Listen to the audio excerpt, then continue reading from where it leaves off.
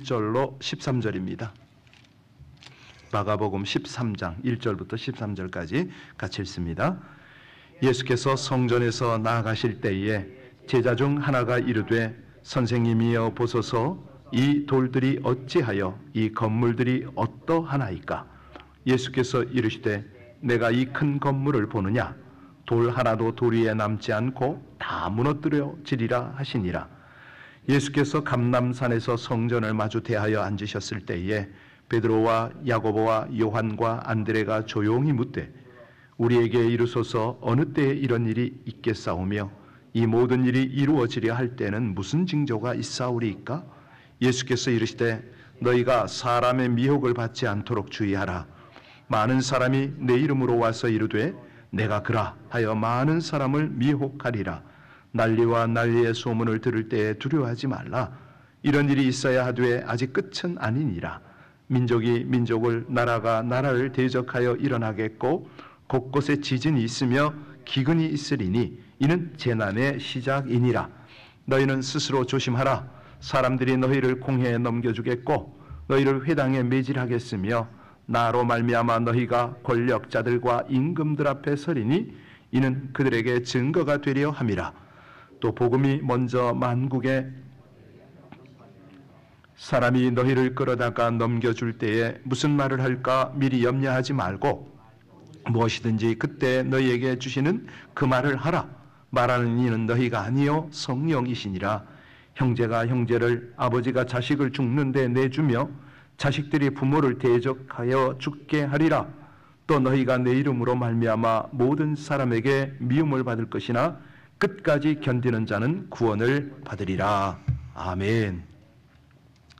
마가복음에 있어서 이 장은 예수님이 가르치는 가르침 중에 가장 긴 그런 내용입니다. 13장 전체니까요. 자, 이 배경은 뭐냐면 주님을 사형시키기로 결정한 종교 지도자들에게 우리 예수님이 엄중한 심판이 내려질 거다. 이걸 지금 선언하는 게 오늘 본문의 배경입니다. 그러니까 쉽게 말하면 죽음을 앞둔 주님의 고별 설교다. 이렇게 보시면 됩니다. 제자들이요, 지금 뭐 하고 있습니까? 성전의 아름다움을 우리 주님에게 자랑합니다. 그런데 우리 주님은 그래 멋지다.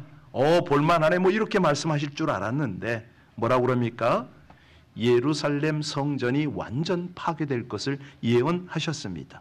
그러니까 아니 제자들은 깜짝 놀라가지고 이 성전 파괴가 언제 일어날 겁니까? 그때가 마지막이죠? 이 오해를 한 거예요. 그래서 오늘 보면 네 제자가 아주 구체적으로 예수님을 향하여 질문하고 그 질문에 우리 예수님이 대답하는 것이 오늘 본문의 내용입니다.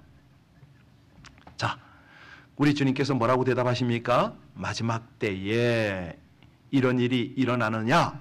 아니라는 거예요. 이런 일이 일어날 때는 마지막이 아니라는 거예요. 말세의 시작에 불과하다. 그러니까요, 이 성경을 가지고 각각 푸는 사람들이 얼마나 참 자기 관점으로 접근하는지 모릅니다. 그래서 이 새벽 설교는 저와 여러분에게 모두 유익해야 하는데 그 강해를 하는 거예요. 우리 주님은 말세 때의 징조를 설명하시면서 동시에 말세를 살아가는 성도의 자세에 대해서 가르치는 거죠.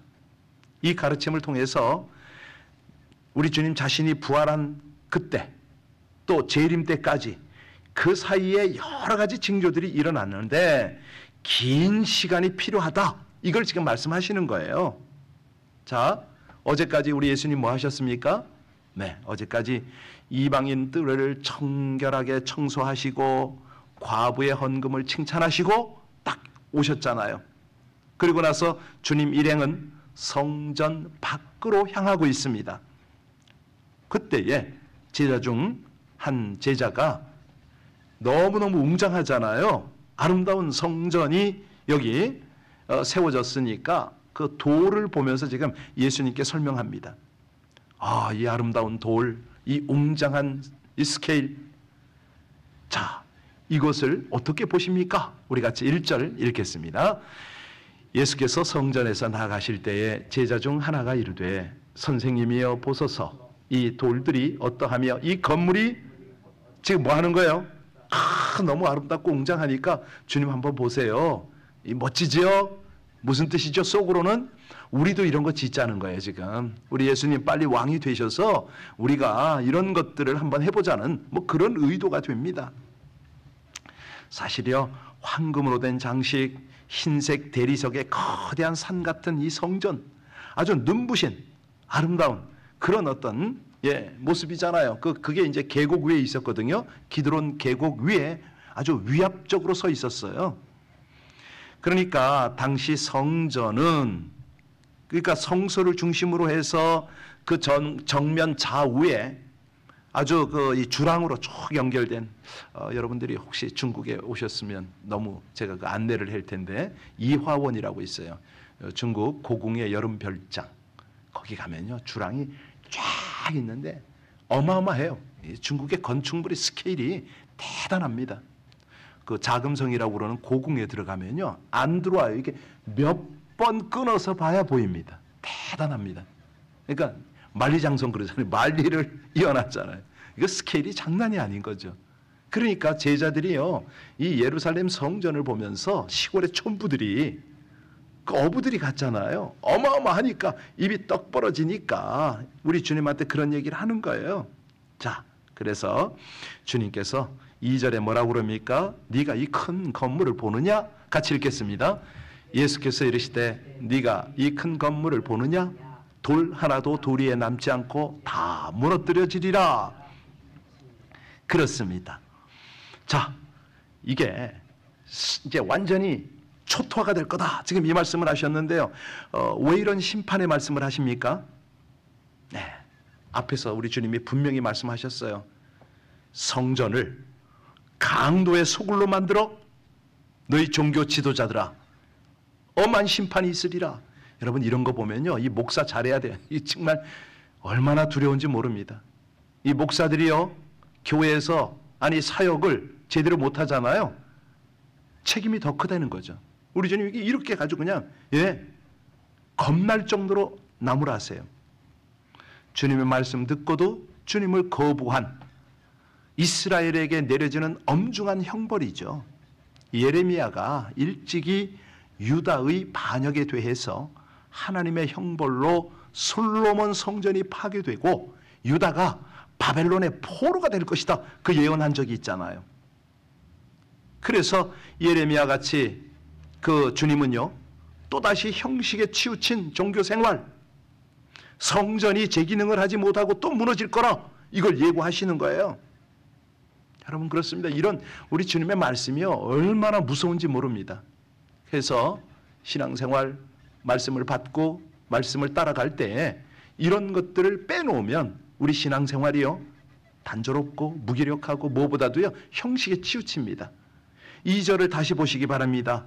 이 성전과 도시가 언제 파괴가 됐냐면, 그 한 세대가, 예수님 당시에 한 세대가 지나기 전은 70년에, AD 70년에 로마의 디도 장군에 의해서 완전히 파괴가 됐어요. 어떻게 파괴가 됐느냐? 불을 질러버렸거든요. 그 불이 그냥 활활 타는데 디도 장군이 부하들에게 성전을 철저히 파괴하라. 그러니까 돌 위에 돌 하나도 남지 않게 다 드러내서 다 쏟아버려라 이거죠. 다시 말씀드립니다. 성전이 어쩌다 이렇게 됐다고요? 강도의 소굴로 만들었기 때문에. 누가? 소위 말하는 지도자들이 어떻게 거기서 온갖 것 팔고 사고 이득 취하고 그랬단 말이죠. 자, 여하튼간에 우리 예수님이 그 말씀을 딱 하셨는데 이제는 일행이 감람산에 올랐어요. 거기서 이제는 위에서 성전을 바라봅니다. 우리 성전을 바라보면서 베드로와 야고보와 요한과 안드레가 예루살렘 성전에 대한 예언에 대해서 조금 더 설명해 달라고 두 가지 질문을 했어요. 언제 이런 일이 일어날 것인가? 그리고 징조는 뭐냐? 이걸 물어본 거예요. 제자들은요, 이제 3절 4절 한번 볼까요? 3절 4절 같이 읽습니다. 예수께서 감람산에서 성전을 마주 대하여 앉으셨을 때에 베드로와 야고보와 요한과 안드레가 조용히 묻되 우리에게 이르소서 어느 때에 이런 일이 있겠사오며 이 모든 일이 이루어지려 할 때에 무슨 징조가 있겠느냐고 물었어요. 그러니까 지금 제자들이 뭘 착각하는 거예요? 한꺼번에 이 일이 일어날 걸로 착각을 했어요. 아니거든요. 이게 시간차가 있어요. 순서별로 이런 일이 벌어지는데 제자들은 동시에 그러니까 예루살렘 성과 성전의 멸망은 이 세상이 마지막에 도달했다 알리는 징조잖아요. 그런데 이 예루살렘과 성전의 멸망으로부터 천국 복음은 이방인에게 전파되기 시작했어요. 기가 막힌 거죠. 그러니까 제자들은 하나님의 경륜, 하나님의 경영에 대해서 이해가 안 되는 거예요. 뭐 우리도 그때 있었으면 똑같았을 겁니다. 사실 구원은, 복음은 유대인 걸로만 생각을 했잖아요. 그런데 어떻게 이방인에게 전해집니까?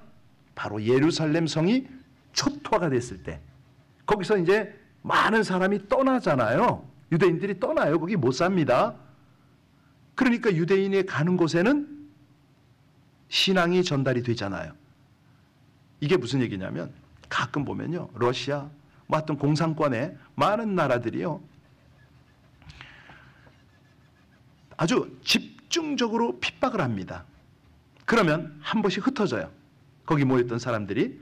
그 흩어진 자리에 가서는 또 복음이 다시 꽃을 피우는 거예요. 그러니까 예루살렘 성이 그랬잖아요. 우리가 참 로마 정부가 엄청난 핍박을 하니까 제자고 성도고 교회고 다 흩어져서 지하에 스며들었는데 알고 보니까 그때 어마어마한 부흥의 역사가 일어나더라. 그렇습니다. 자, 5절 6절 보겠습니다. 5절 6절 같이 읽습니다. 예수께서 이르시되 너희가 사람의 미혹을 받지 않도록 주의하라. 많은 사람이 내 이름으로 와서 이르되 내가 그라하여 많은 사람을 그렇습니다. 이제 퍼지는데 그냥 퍼지는 게 아니라 그 이단들이 그 속에 섞여서 퍼진다 이 말입니다. 다 가지고 이 거짓 선지자, 자칭 메시아라는 자들의 출현입니다.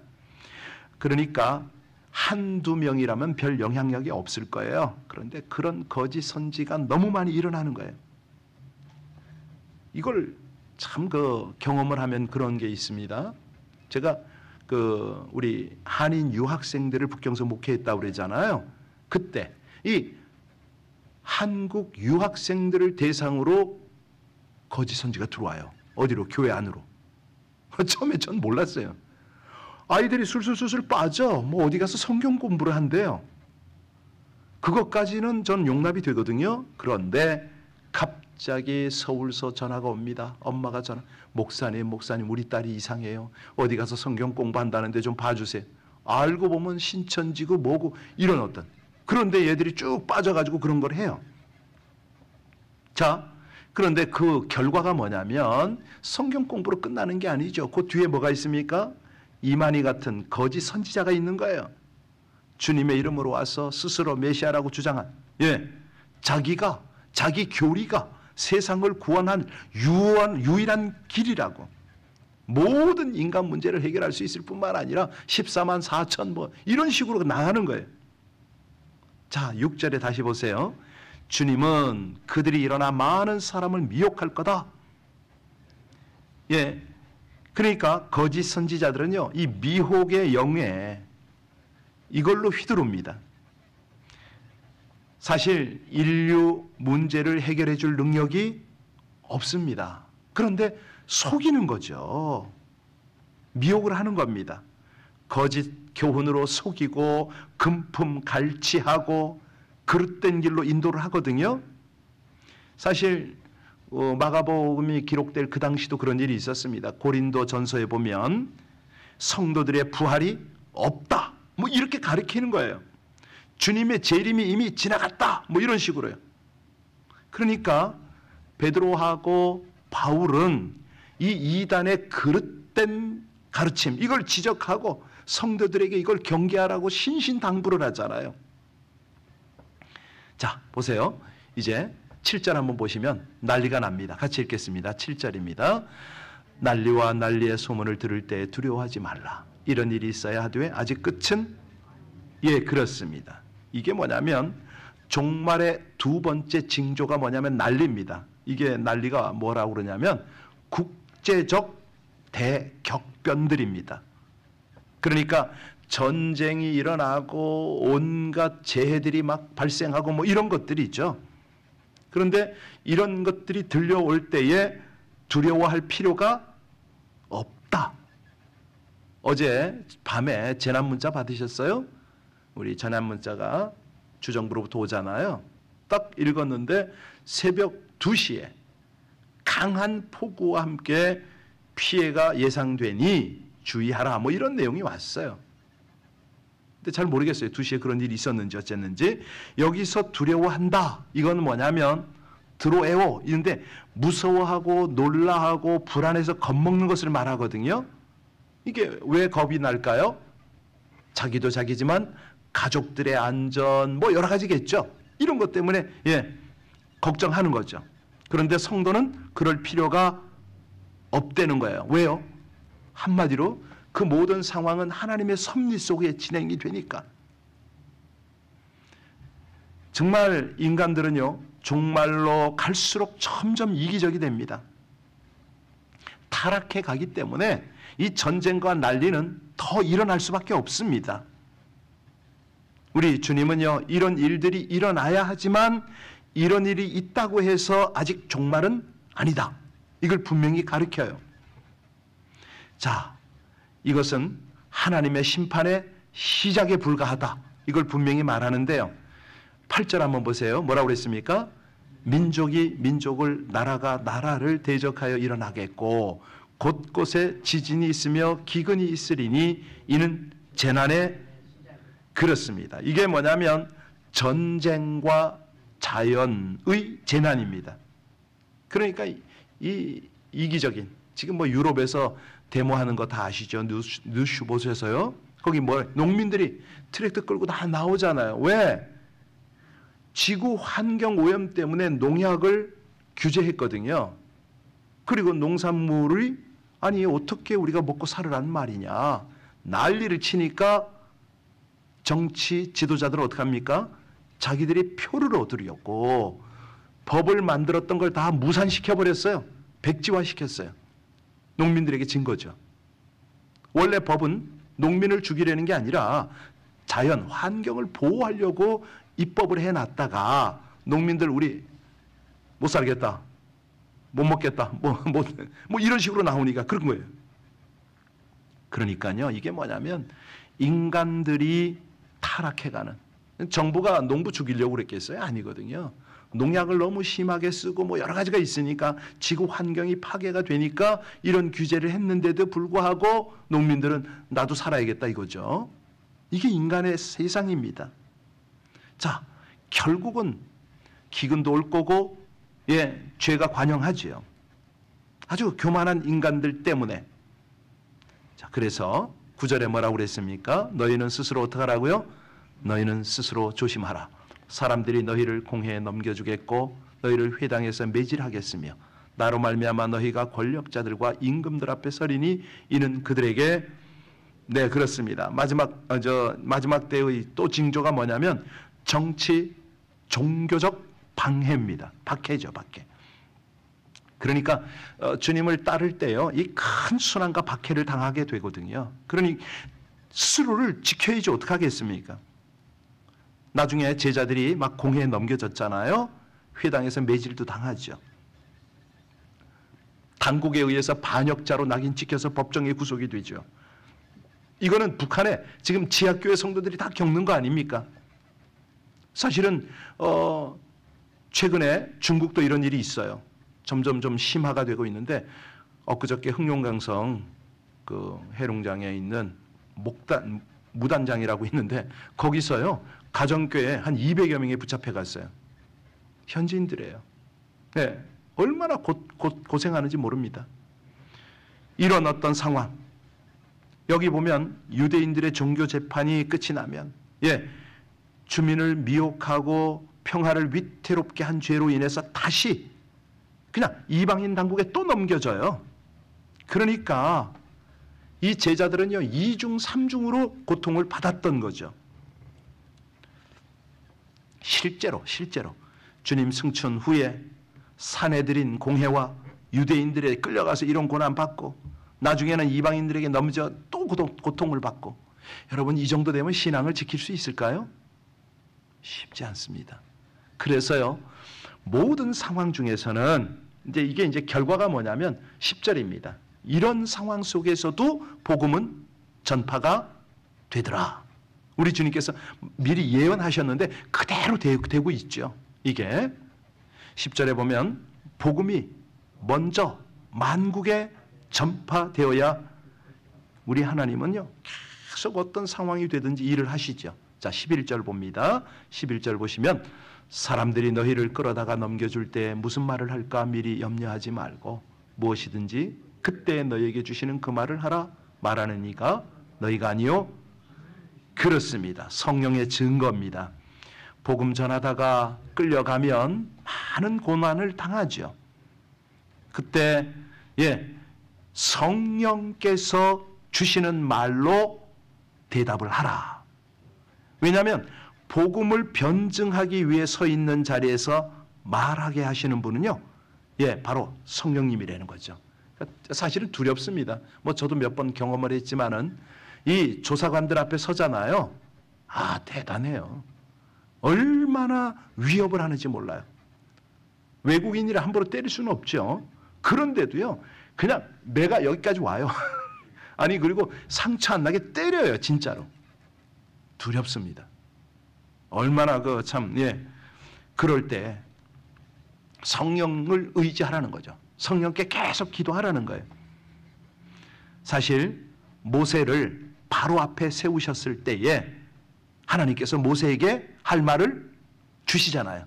모세가 생전 처음 보는 바로왕 앞에서 그냥 담대하게 하나님이 말씀하셨는데 내 백성을 다 풀어주라고 말한다. 이 말이 돼요? 한단 말이죠. 어떻게? 하나님의 영이. 이제 마지막 12절 13절 읽고 마치겠습니다. 같이 읽습니다. 형제가 형제를 아버지가 자식을 죽는 데 내주며 자식들이 부모를 대적하여 죽게 하리라. 또 너희가 내 이름으로 말미암아 모든 사람에게 미움을 받을 것이나 끝까지 견디는 자는 그걸로 끝나는 게 아니에요. 가족들에게 핍박을 받고 가족들에게 고발당하고 그런데 어떻게 하라고요? 견디라고. 인내하라고. 그러니까 오늘 본문의 핵심은 뭐냐면 시대를 분별하고요. 하나님이 행하시는 것을 잘 분별하라는 거예요. 그런데 왜 분별을 해야 되느냐? 인내하기 위해서. 인내하면 결과는 뭐냐? 하나님의 구원이 증거가 된다. 우리를 통해서. 그러니까요. 기가 막힌 거예요. 이 말세가 빨리 안 오고 우리에게 깨어서 재림을 준비하는 건 뭐냐면 시대를 읽어라. 하나님의 섭리를 눈여겨봐라.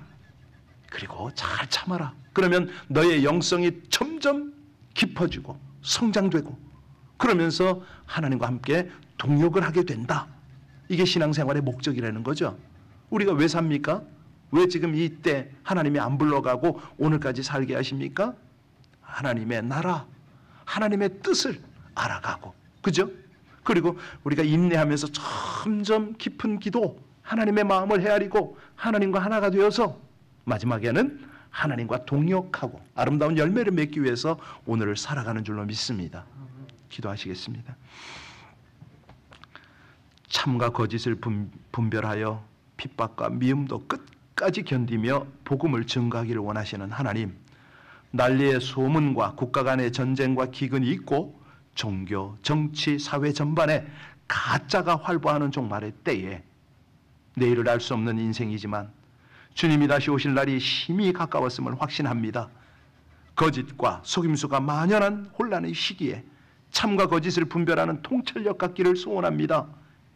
연약함을 파고들며 현혹하는 세력에게 미혹당하지 않게 하여 주옵소서. 오직 주님만을 바라보며 기도할 수 있게 하여 주옵소서. 마지막 때를 살아가며 믿음과 소망과 사랑으로 끝까지 인내하게 하여 주옵소서. 사명을 감당할 수 있도록 도와주시옵소서. 날마다 큰 믿음과 인내를 주셔서 예수님으로 인하여 핍박을 받는 그때를 복음을 전할 기회로 삼고 완전한 구원을 이루실 주님을 사모하며 버티며 증거하며 견디고 영광을 나타내게 하여 주시옵소서. 예수님 이름으로 기도하옵나이다. 아멘. 우리 찬송 340장